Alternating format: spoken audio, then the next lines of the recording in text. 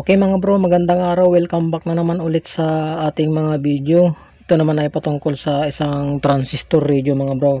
Yan. Bali ang naging problema naman nito mga bro. Ayan o. Yung kanyang pinaka IF ay nasira. Dahil inadjustan to ng may-ari na sobran sa pagpihit. Ayun, bumitak yung kanyang pinakapihitan na carbon sa kanyang IF. Ayan mga bro. So ngayon mga bro, ituturo ko sa inyo kung paano magpalit ng IF sa ating transistor radio. Okay, so may power ito mga bro, sabi ng may-ari. Kaya lang hindi maka-pick up ng istasyon. Okay, check muna natin mga bro yung kanyang battery kung malakas.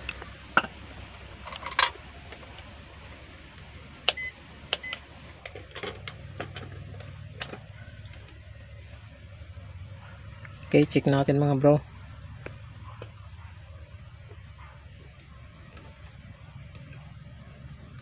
.2 malakas pa siya, dapat ito ay 4.5. okay, so ang mangyayari mga bro ay babaklasin natin itong pinaka board ng kuha natin at tatanggalin natin yon. Yung kuha na yun mga bro, ang sira doon yung kulay yellow. Ayan, so bali naka-ready na tayo ng pamalit natin ito mga bro, yung kulay yellow. Kung ano yung nasira mga bro na pinaka IF ng transistor natin ay color code kasi mga bro itong ko natin, mga IF natin. Ito yung pinaka ko natin, first IF kulay black, tapos kulay white, tapos ito na nga yung kulay yellow, tapos ang lasa yung kulay brown. Yan. So ayan, hindi pwede mga bro na kung halimbawa ang sira ay yung kulay brown ay papalitan ng kulay yellow, hindi pwede. Color code kasi yan mga bro, kung ano yung naging sira, ganun din yung kulay na ipapalit natin. May kanya-kanyang kon kasi yan mga bro, may kanya-kanyang trabaho yan. Okay, halimbawa kapag pinalitan nyo ng ano, hindi niya kakulay, magiging iba yung pick up ng kanyang istasyon, mahina. Okay, so baklasin natin.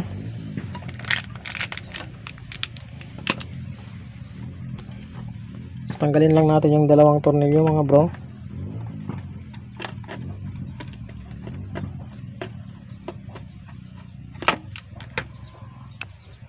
Yan, lagay lang natin yan para hindi mawala sa kanyang magnet.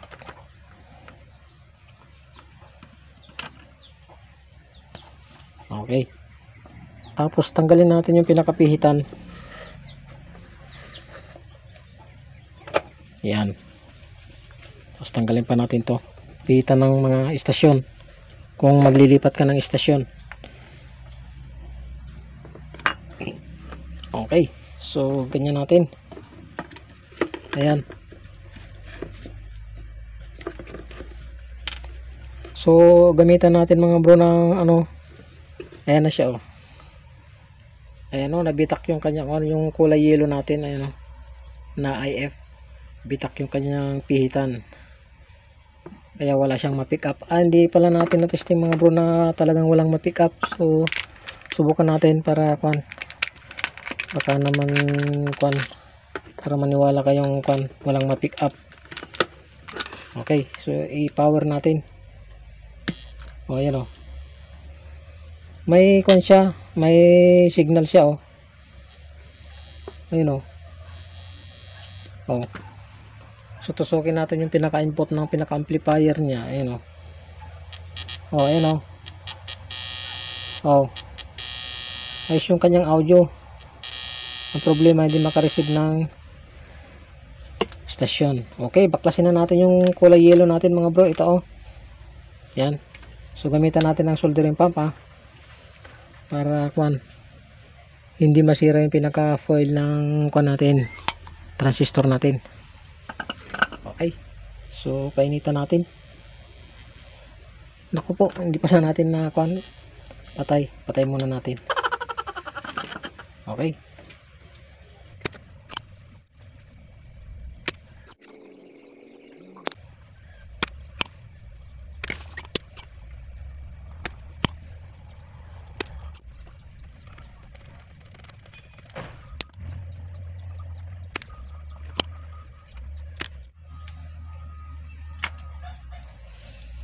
Okay, subukan natin ipatras mga bro yung mga poste niya.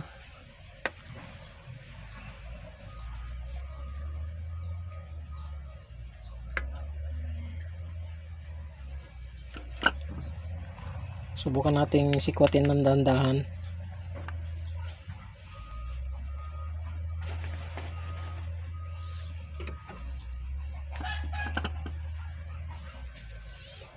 So halimbawa mga bro, nagkakahoy lang kayo dun sa halimbawa kabilang board, siguraduhin nyo na wala na yung pinaka-lead para ano, hindi maiwan yung pinaka-poste sa pinaka-board.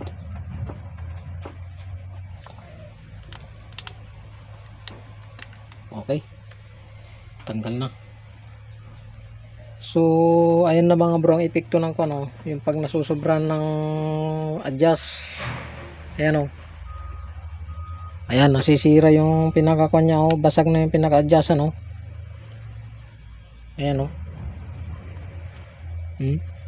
Oh, yung rewind niya mga bro nalalagot. Oh, ganyan ang resulta niyan pagka nasusobran ng pag-adjust. Oh,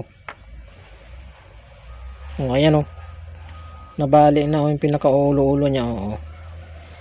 Ayan, kaya pag nag-a-adjust kayo nito mga bro, huwag niyong susobran ng higpit. Di bali masobran ng paluwag, huwag lang pahigpit. Okay, so subukan nating palitan kung makakasagap na siya ng istasyon. Ito na siya mga bro, yung ano, yung tinanggal natin. Tingnan niyo, nayupi, halos nayupi pa yung pinakabunganga niya, oh, pinakalabi ng butas niya. Okay, so linisan natin, nabasag-basag na. So palitan na natin mga bro. Yan o, kulay yellow din lang ipapalit. Kung ano yung nasira mga bro na kulay, ganun din. Kung halimbawa magkakahi kayo sa ibang board ng kuan, transistor radio, ayan.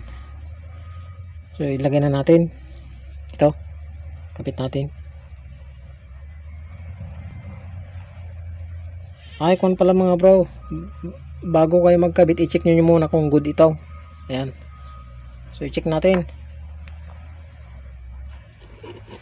Ang pag-check nga pala dyan mga bro, you know, diba 5 yung poste nya, kailangan itong tatlong ito ay meron siyang resistance pag tinister nyo, ano.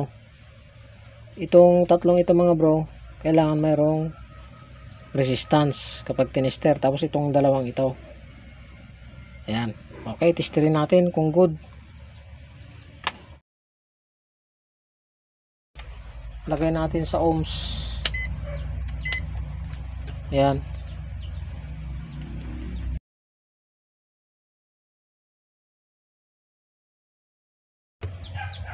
So check natin yung gilid sa kagilid.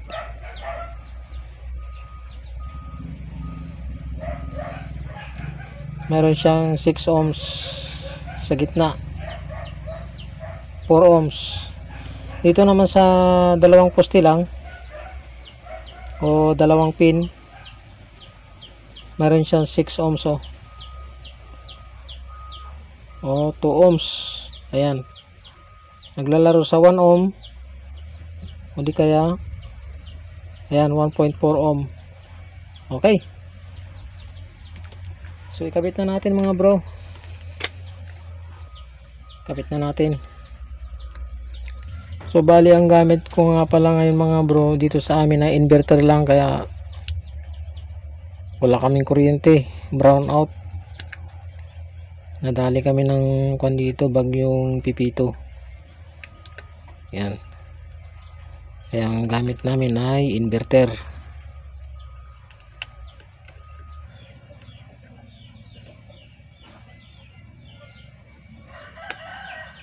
Okay, so isalpak na natin mga bro.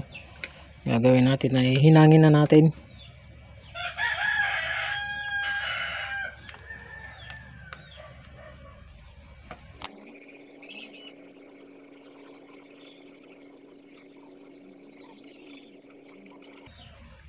Okay, naihinang natin mga bro. Subukan natin testingin. So tanggalin natin yung kan natin, panginang natin sa kuryente na inverter para hindi maingay. Ayan. Tapos yung ilaw. Okay, subukan natin i-on. Ayun.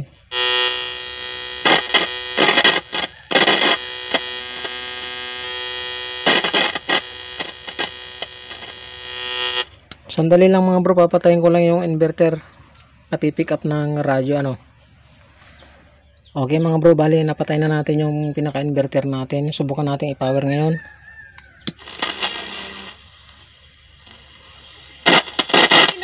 Lahat, antayin lang po natin. Ayos. Yan. Basta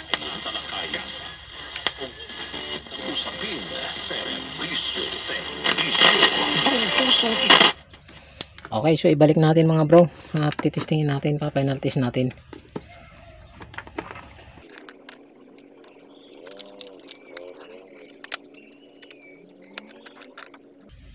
Tanggalin muna natin yung battery.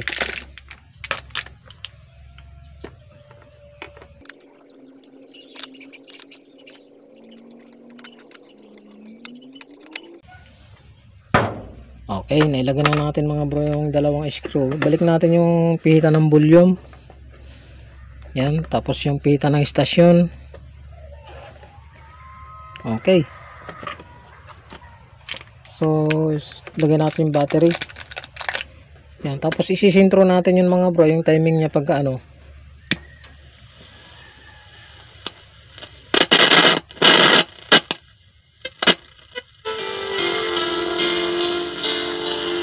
May tama pa yung pinaka kanya.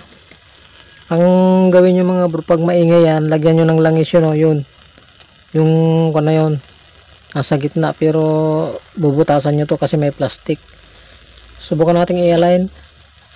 Mga kaibigan, huwag ninyong kaligtaan subaybayan ng pagpapatuloy. At ikatlong ito ng liham kasaysayan na pinadala ni Lilian dito sa ating dulang. Ayun mga bro, naisintro na natin. Pag lumakas na, tama na. Okay, so ganun lang mga bro. Ulitin natin. Sa ating dula ay sina Lapatan ng tunog ni Robert Nicos.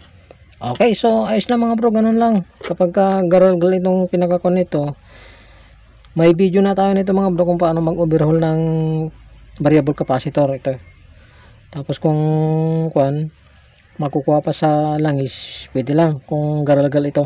Okay, so ganun lang mga bro, magpalit ng IF ng transistor radio at maraming salamat sa inyong panonood mga bro. Okay, so ayos.